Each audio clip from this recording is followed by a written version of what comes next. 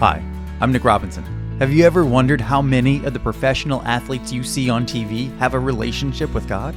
On the Conversation Community this month, I'll be talking with Tom Rust, founder and creator of Face to Face, a ministry that follows high-profile athletes who take their faith seriously within the world of sports. For more than 30 years, Tom has talked and prayed with some of the most famous athletes of our generation. Don't miss this powerful conversation, only on the Conversation Community.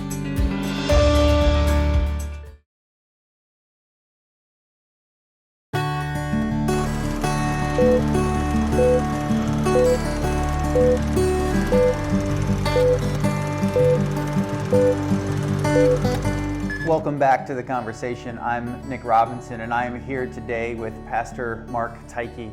We continue our conversation on matters of life that really affect our faith. How does faith get put into practice? How does faith make a difference in the world? How does it impact us? How does it impact others? And Mark is working on a really special project here in the Columbus area that is putting faith into action. And so we're just here to learn more about the issue, to learn more about the need, and to learn more about the project. Mark, thanks for joining us. Glad to be with you, Nick. Thanks for having me. Absolutely. So what are you working on? So, about 3 years ago, there were a group of us from here in Columbus who formed a 501c3 or not-for-profit with the intent of bringing Dove Recovery House for Women from Indianapolis to Columbus.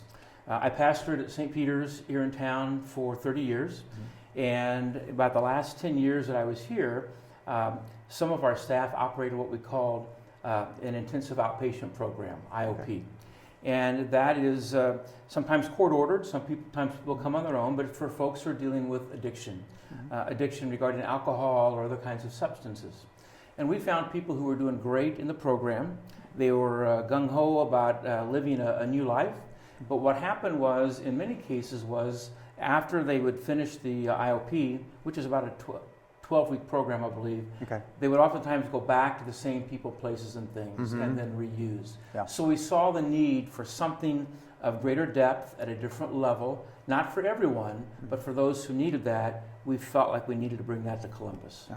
And so Dove, why is it called Dove? Where does that name come from? Yeah. So up in Indianapolis is the original Dove Recovery House for Women. They've been around for about 25 years. They've done amazing work. In fact, they're the gold standard for the state of Indiana. 78% of the women who enter into their program successfully complete, and 85% of the women who successfully complete are reunited with their children. So when we learned of them, we realized that's who we want to work with. They are respected around the state. I don't know exactly where the title comes from by way of Dove. From a faith background, I think Holy Spirit. I think peace. I think God. So is this a faith-based initiative? Dove itself is not faith-based. Though their doors are open when faith-based organizations want to come in and share some programming. So the way Dove operates is they are specifically focused on recovery.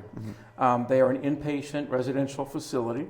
And so for the first 3 months, the women who are there are going to really focus on their treatment and really stay zeroed in on that.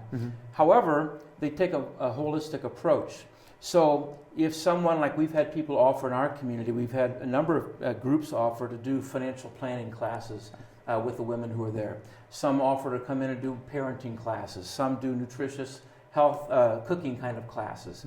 And so if there were a group of folks who wanted to come in and do a Bible study, let's say once a week, or a morning session or an evening session, then the doors are open. So obviously we wouldn't have 10 different groups doing 10 different Bible studies, but they are open to that faith component within the work that they do. I love that idea of kind of holistic recovery, because when you graduate, when you move out on your own, you're going to have to know how to manage your finances, because if you can't, that's going to cause you problems. You're going to know how to cook food, because if you can't, that's going to cause you problems. There are so many things that go into living a fruitful and abundant life. Yes. And it's great that a place can be investing all of that in somebody, helping.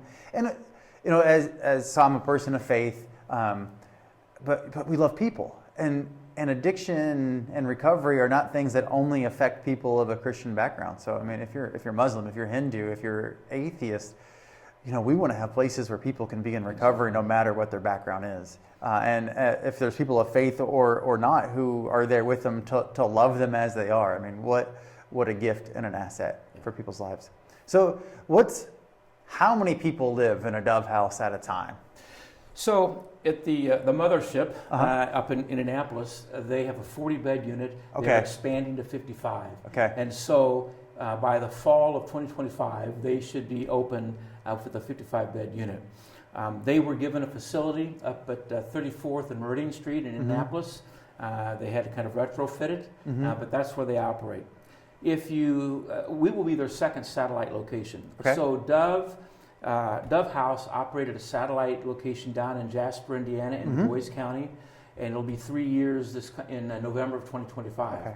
So Du Bois County did something similar to what we did in Bartholomew County, which developed what was called ASAP, Alliance for Substance Abuse Progress. And when they did their work in Du Bois County, they identified immediately the need for what we would call a NAR level 4 facility. And I'll unpack that. Translate that for me. I'll unpack that for you in just a moment. And so they opened almost 2.5 years ago, a 15-bed unit. Okay. 15-bed unit. And ours will be a 15-bed unit as well. And a lot of that is just kind of scale of economy. So, like in a classroom, maybe a school district says, we're going to limit our classes to 20 students or 22 students. And so you can do that with one classroom teacher. But if we go to 25, maybe we need a teacher's aide. And so bearing all those things in mind, a 15-bed unit is the ideal. Yeah. It's been designed, our architect has designed the building that if they want to add beds, they can do that. But ours will be 15-bed unit. I mentioned NAR level 4. So there's a term within the recovery community. NAR stands for National Association of Recovery Residences. Okay. So these would be places where people would live either as they're going through treatment or post-treatment. So NAR level 1, very basic, and we have a few of those in our community. NAR level 1 is where, let's say, 8 men or 8 women are in a house, and they're going to help one another in their journey of recovery. And the reason I say number 8 is because for zoning purposes locally, that's how many you can have. You have to have different zoning. Okay. So that's NAR level 1, very kind of low level, people with good intent trying to hold each other accountable. NAR level 2, we have a few of those in our community as well. NAR level 2 is where 8 men or 8 women are in a house, and there's a house manager. Okay. The house manager then will make sure that they do random drug testing, that the folks know when all the AA meetings and NA meetings, Celebrate Recovery meetings are taking place. So they kind of oversee everything. NAR level 3, I believe we have one of those in town. We may have 2, but I'm not sure about the second one, so I won't even name names on that. But it's a little bit more care. But there is no NAR level 4. NAR level 4 is the highest level of residential care. Okay. And so that's what Dove House is. So in Columbus, we have a few NAR level 1 houses, a few NAR level 2, 1 or 2 NAR level 3, but this would be the only level 4. Yeah. So they'll have licensed clinical social workers, they'll have medical care, they'll have a lot of care that's there. The beauty of it is that women don't have to pay to go there. Yeah. So oftentimes, finances are a roadblock, they're a barrier. The second thing that's beautiful about Dove is that women can stay there up to 2 years to work on their recovery. So I mentioned earlier, the first 3 months are really focused on treatment. And there's very little freedom, you just really are working on your program. After those 3 months, then the women who are there are encouraged to find employment outside of the house. And where we're located, is on the bus line. There are a number of employment opportunities close by. Women then give, I believe, 25 to 30% of their income back to Dove, but the rest they can keep and save for down payment or whatever it is. Building that sense of independence. Exactly. Yeah, exactly. So the average stay is about 8 months. Okay. The women don't have to stay there for 2 years. No. But let's say you have a woman who's been court ordered to be there. Okay. And so let's say she's at the 8-month mark and she says, I think I'm ready to leave. Then the caseworker from Dove and the woman's probation officer and the woman herself would sit down and talk about that. Yeah. If the caseworker from Dove said she's doing great, I think she's good to go, then most likely the caseworker will say that's okay. If on the other hand, the caseworker says, I really think she's got a few things to work on, I think 4 more months would be great. Then probably the caseworker will say that. But it's a great relationship, great marriage that we have with others in the community to make that happen. And so it's really an interconnected web of supporting people. And so it's working with law enforcement if necessary, and private employers. Exactly. It's surrounding with somebody with so much more than just a place to stay. We want these women to have the best opportunity for a bright future. We want their children. You know, there's a statistic, Columbus Regional Health does a survey every 3 years, and to identify what are the greatest health-related needs in the community. And about 6 years ago, the results were that the opioid crisis was the greatest concern that we had as a community. That opened the door for ASAP and the work that they do. The next survey after that identified that mental health was the greatest need in the community. So now we have Mental Health Matters. That 3-year cycle is about to end. The next survey said mental health was again the greatest need. Okay. Now they're going to move on to something else, but the Mental Health Matter works will fall under the heading of healthy communities, so we don't kind of put that behind us. But what we find is many people who struggle with addiction also struggle with mental health challenges, and vice versa. So we want to be able to provide for both along the way. I think I got off on a tangent. I don't even know if I answered your last question, Nick, but maybe I did, and if not, we'll come back to it. I'm ready for a new question. Okay. So Dove House opens today. How long does it take for it to be full? Like, what is the need? Yeah. The need is great. Yeah. And we are, and I tell people, Dove House in Columbus is one piece of the puzzle. Yeah. There are many, many pieces. I mentioned the intensive outpatient programs. We have a few of those in town. For many people, that works great. But for others, there's a need for more than that. Some people may just go to AA regularly.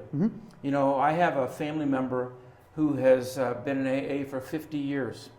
And I knew him when he was in his early 40s, when he was drinking a lot. And I know him now, 50 years later. To the best of my knowledge, he's been involved in an AA meeting every single day. Every day for the last 50 years. Some say, well, I don't need that. Well, it's worked. Yeah. He hasn't had a drink in 50 years. Yeah. So we are one piece of the puzzle. So Narcotics Anonymous is a piece, and AA is a piece, or Celebrate Recovery is a piece, and all these different things come together. So yes, we want the women to succeed. When CRH did their study, they also found that, and this was a survey from about 5 years ago, that there were 263 children in our county who fell under what's called the CHINS services, Children in Need of Services, whose parents, at least one, had an addiction issue. And there was a survey recently that said that the number is much larger than that. So my point is, not only do we want these women to find a better tomorrow, we want their children to find a better tomorrow. We want these moms to be able to care for their kids the way those moms want to. Yeah. You know, my wife has a saying that says, most people don't shoot themselves in the foot. You know, when we make choices that bring harm to us or harm to others, there's usually a story behind the story. And the women who struggle in this way, they're not trying to intentionally be resistant to the morals or ethics of society. They're not trying to be bad moms. They love their kids. They want to be the best kids they can be. So when they first come in to Dove, it's about, I mentioned 3 months. So it's kind of like freshman, sophomore, junior, and senior. So it won't fill up immediately because the first class will probably take about 4 women. And then as they progress, then they'll take 4 more women until probably within the next 6-8 months, they'll have a full house. But again, Nick, I want to say that this isn't everything. I mean, most likely Dove will need to expand in Columbus. And that's exciting. The property where we are allows for that. Okay. So we had, as bridge to Dove, so there's Dove Recovery House for Women, that's the group we're bringing to Columbus, and then our little 501c3 called Bridge to Dove. And our 501c3 are the bridge to bring Dove to Columbus. So our charge was, number one, to get a piece of property. Number 2, to get a building built that would house this 15-bed facility. And number 3, to get it paid for in full. So the property itself was given to us. Nice. I mean, I can see the hand of God. You know, the people on our board are amazing people, and they each bring different strengths. The project manager who is assisting us with this is an amazingly gifted person who's been hugely helpful. We have a member of the church where I pastored, who oversaw huge building projects for Cummins and BCSC, and he's volunteered to do that for us. So he's our board representative to our construction company. We've just seen all this provision. On top of that, our architect, and I think I have permission to share this. So our architect is a man named David Force. Okay. And David and his wife Cindy are members of our congregation where I pastored here in town. And David was our architect for our 2 facility expansion projects at St. Peter's. Did a great job. So I had gone to David and said, David, I would love for you to be our architect for this program. We're not for profit. Would you be willing to donate your services? Yeah. David graciously said yes. Well, then we were looking for a piece of property, and our original thought was we need to get a piece of property that's already exists, and we'll retrofit it. We thought it was going to be cheaper, get an existing building, we'll redo it. But what we found was it probably wasn't going to be cheaper. In fact, I would take David to show him different buildings, and he'd say, you can do anything with the right amount of money. Yeah. So he came to me one day and he said, Mark, I've been thinking we have a piece of property that I think might serve very well. And that became the property that he and his wife gave to us. Wow. It's on Pavilion Drive, Okay. which is just north of Centerstone. Centerstone's on Marr Road, just south of 10th Street. And so we are at the intersection of Pavilion Drive and Marr Road, and then Schneer Street, where you would enter for the old BMV, is to the west of our property. So it's a rectangular piece of property. It's a grassy lot, 1.4 acres, plenty of room to grow. Wonderful. And so, we got the piece of property. We broke ground about 3 weeks ago. Oh, wow. So it started. It started. The signs are up, future home of Dove Recovery House for Women. And we're still raising the money to get that paid for. But it's coming along in a great way. So I have two more questions. How does someone join in? If they want to help pay for the building, if they want to be part of this work, how does someone help? Yeah.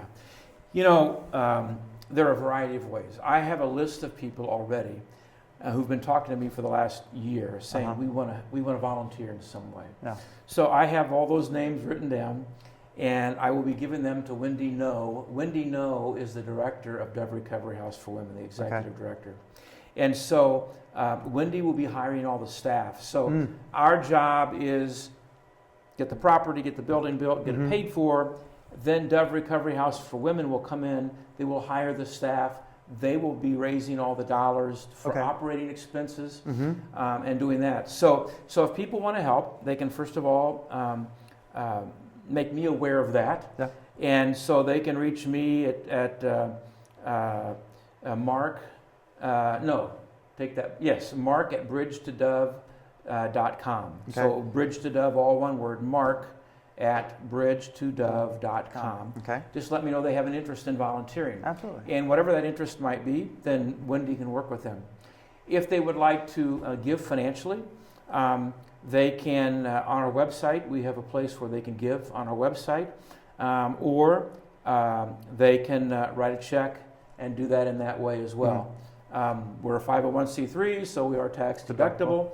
Because we don't have a mailbox on the property just yet, if they want to give a gift, they can make it out to Bridge to Dove, and then on the envelope in mailing it, mail it to Bridge to Dove, care of Mark Teike, T-E-I-K-E, 1032 Coles Drive, C-O-L-E-S Drive, Columbus 47201. Okay. Or they can follow up with you, and you can get that to them as well. Absolutely. Yeah.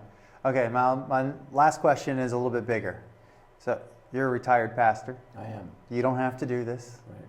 What motivates you to be involved in such a big project? Yeah.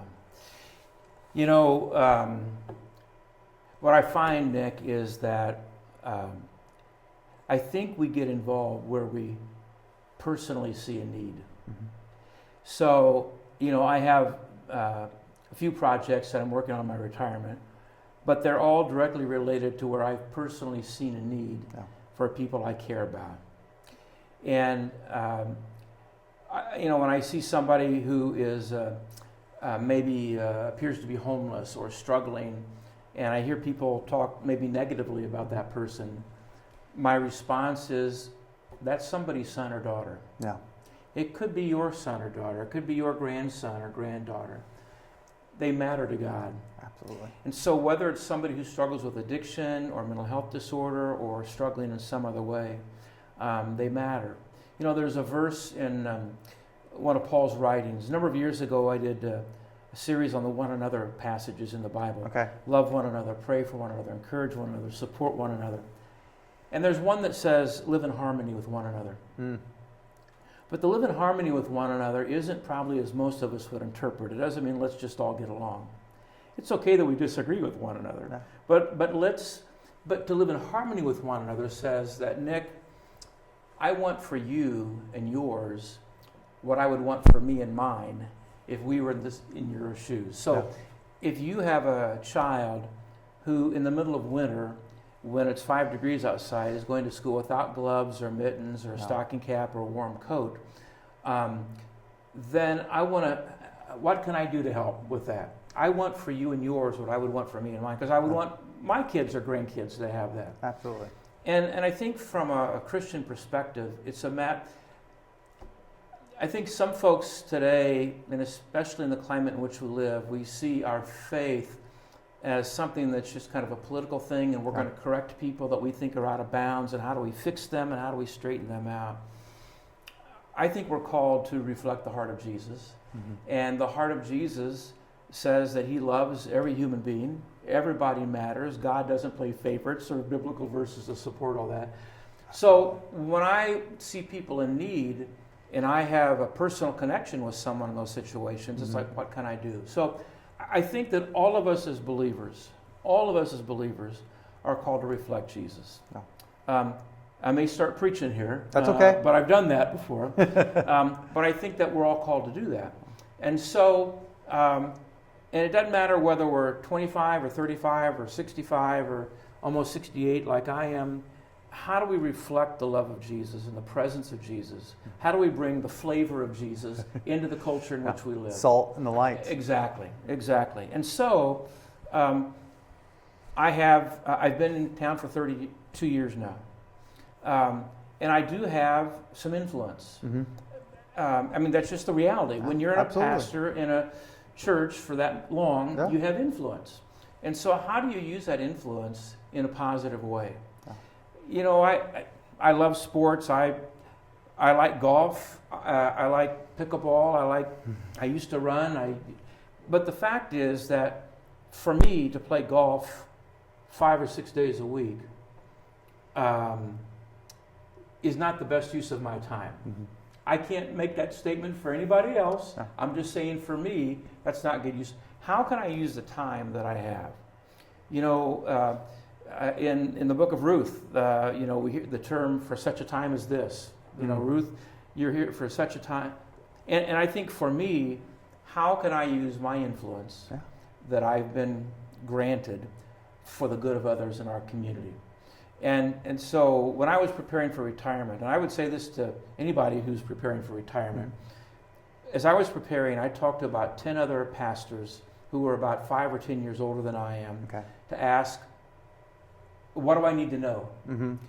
And while we talked about succession planning and all those conversations, the greater conversation was, what was I going to do with my time? They say, Mark, you've been going 100 miles an hour for 40 years. You can't just slam on the brakes. It'll kill you, maybe literally. And so find what you believe in, where you believe you can make a difference. And so that's why I'm doing that, because I believe that I'm called, not because I'm a pastor, I'm called because I'm connected to Jesus, and I'm to let my light shine for him. Absolutely. So that's why I'm doing what I'm doing, and I would encourage anybody in preparation for retirement, what can you do? How can you use your time, your influence? It may not be for a cause like this. It may be to coach a Little League team. but do what you need to do to make a difference. Well, and I'm fascinated because you talk about this board of people who are helping make this project happen. And I was just thinking about all of the equipping that had to take place for them to be able to serve in these capacities too. Like, I don't know that we in the church often think of someone who is being equipped to be an expert at construction work. Right. is the kind of equipping that we need to also do God's ministry. But it often is exactly the equipping that we need in the circle of people making decisions. So even if someone who's listening to this is not a pastor, like you and I, they are being equipped in a way that is vital for God's work in this world. And maybe they have found that connection, and maybe they haven't. Maybe they're contemplating retirement and they're thinking about how to use that. Maybe they're thinking, man, this Dove House, this recovery stuff this is important work. And they're saying, how can God use me in this? And so I'm really grateful that you have joined us today for this conversation about how God is using you and your board and Dove House out of Indianapolis to be salt, to be light, to be love to our neighbors. So thank you so much for your time. Thanks for the opportunity. Absolutely, it's an honor. And thank you for joining this conversation today. Hopefully you have heard something I know I have learned about the process of recovery. And I'm in conversation with people in recovery almost every day of the week. And so this is going to equip me to be better at loving my neighbor, and I hope it has equipped you as well. Thank you for joining us. We hope to see you next time again here on The Conversation.